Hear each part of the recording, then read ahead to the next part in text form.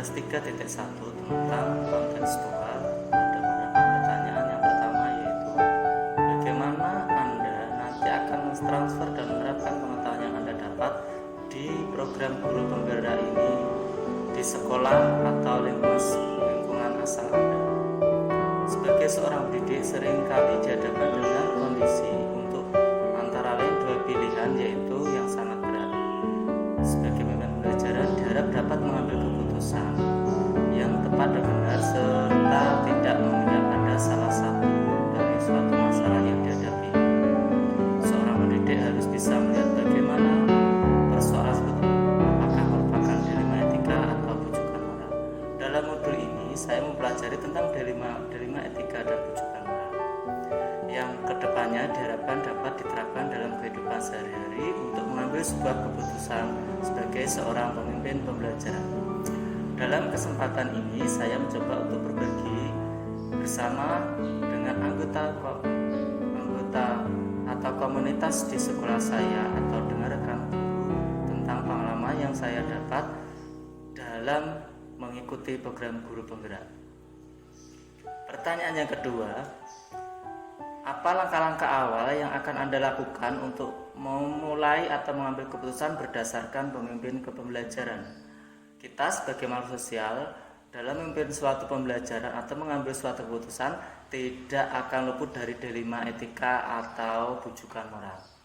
Dalam hal ini yang harus kita perhatikan adalah apakah kasus tersebut termasuk dilema etika atau bujukan moral.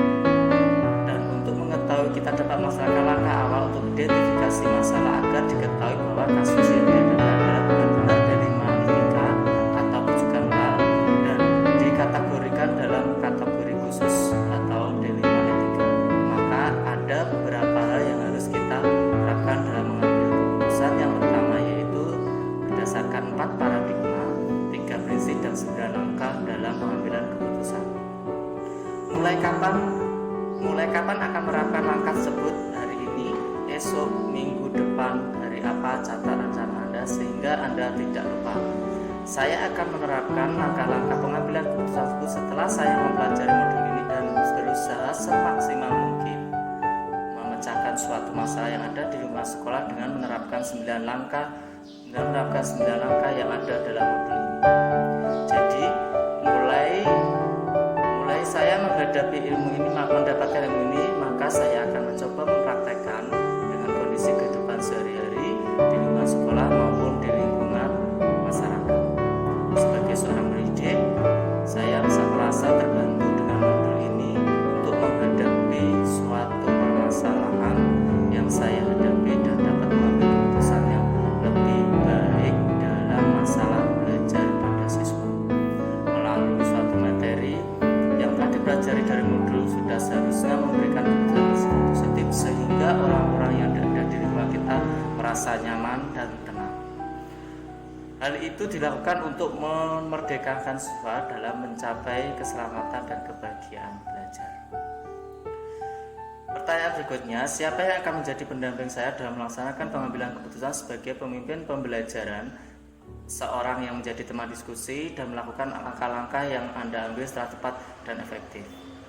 Nah, yang akan mendampingi adalah dalam pengambilan keputusan pembelajaran di lingkungan sekolah tentunya adalah kepala sekolah, rekan-rekan sejawat saya serta anggota komisi sekolah.